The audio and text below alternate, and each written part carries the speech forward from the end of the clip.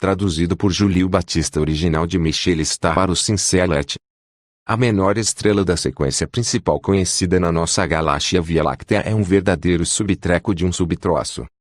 É chamada EBLMJ 055557 AB, uma anã vermelha a 600 anos-luz de distância. Com um raio médio de cerca de 59 mil quilômetros, é apenas um pouquinho maior que Saturno. Isso a torna a menor estrela conhecida suportar a fusão de hidrogênio em seu núcleo, o processo que mantém as estrelas queimando até que fiquem sem combustível. Somos uma plataforma dedicada ao conhecimento que só poderá continuar a existir graças à sua comunidade de apoiadores. Saiba como ajudar. Em nosso sistema solar, existem dois objetos maiores do que esta pequena estrela. Um é o Sol, obviamente. O outro é Júpiter, que se parece com uma bola gigante de sorvete, com um raio médio de 69.911 quilômetros. Então, por que Júpiter é um planeta e não uma estrela? A resposta curta é simples: Júpiter não tem massa suficiente para fundir o hidrogênio em hélio. EBLMJ 055557 AB tem cerca de 85 vezes a massa de Júpiter, quase tão leve quanto o mínimo exigido para ser uma estrela. Se fosse menor, também não seria capaz de fundir hidrogênio. Mas se nosso sistema solar fosse diferente, Júpiter poderia ter se transformado em uma estrela. Júpiter e o Sol são mais parecidos do que você imagina. O gigante gasoso pode não ser uma estrela, mas Júpiter ainda é um brutamontes. Sua massa é 2,5 vezes a de todos os outros planetas combinados. Só que, por ser um gigante gasoso, tem densidade realmente baixa, cerca de 1,33 gramas por centímetro cúbico, a densidade da Terra, de 5,51 gramas por centímetro cúbico, é pouco mais de 4 vezes maior do que a de Júpiter. Mas é interessante notar as semelhanças entre Júpiter e o Sol. A densidade do Sol é 1,41 gramas por centímetro cúbico. E os dois objetos são muito semelhantes em termos de composição. Em massa, o Sol é cerca de 71% de hidrogênio e 27% de hélio, com o restante sendo composto de vestígios de outros elementos. Júpiter em massa é cerca de 73% hidrogênio e 24% hélio. Ilustração de Júpiter e sua lua. Créditos: Centro de Voos Espaciais Goddard da NASA, Scilab. É por essa razão que Júpiter às vezes é chamado de estrela falida. Mas ainda é improvável que, se levar em conta a disposição do sistema solar, Júpiter chegue perto de ser uma estrela.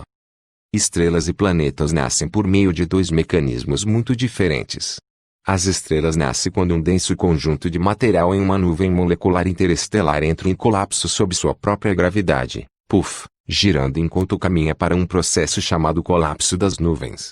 À medida que gira, ele junta mais material da nuvem ao seu redor em um disco de acreção estelar.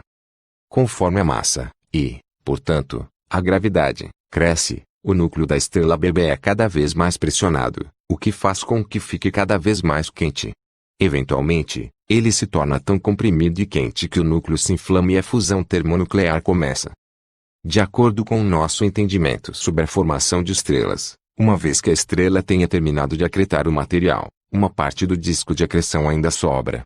É dessa sobra que os planetas são feitos. Os astrônomos acham que, para gigantes gasosos como Júpiter, esse processo, chamado de acúmulo de aerolitos, começa com pequenos pedaços de rocha congelada e poeira no disco. À medida que orbitam a estrela bebê, esses pedaços de material começam a colidir, aderindo à eletricidade estática. Eventualmente, esses aglomerados crescentes atingem um tamanho grande o suficiente, cerca de 10 massas terrestres, que podem atrair gravitacionalmente mais e mais gás do disco circundante. A partir desse ponto, Júpiter veio crescendo gradualmente até sua massa atual, cerca de 318 vezes a massa da Terra e 0,001 vezes a massa do Sol. Depois de sugar todo o material de que dispunha, bem distante da massa necessária para a fusão do hidrogênio, ele parou de crescer. Portanto, Júpiter nunca esteve nem perto de crescer o suficiente para se tornar uma estrela.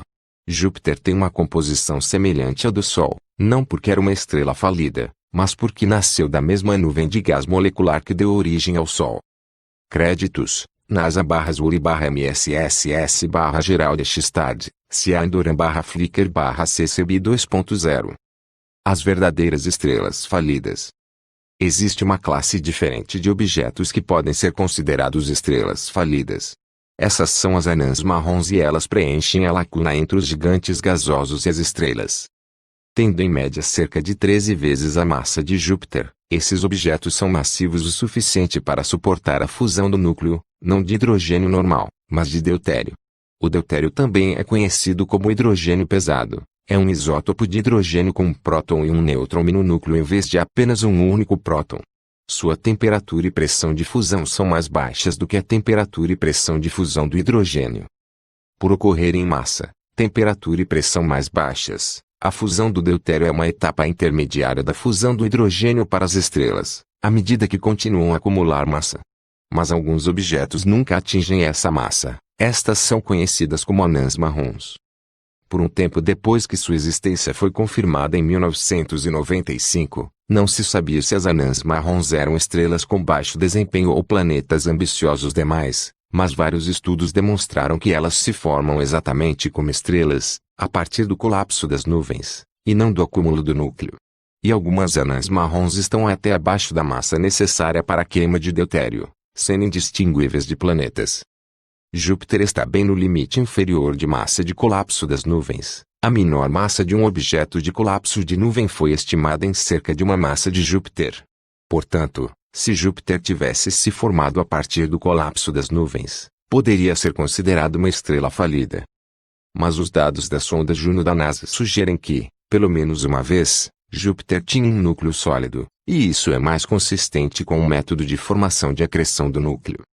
A modelagem sugere que o limite superior para a massa de um planeta, formando-se via acreção do núcleo, é pouco menos de 10 vezes a massa de Júpiter, apenas algumas poucas massas de Júpiter para a fusão de deutério.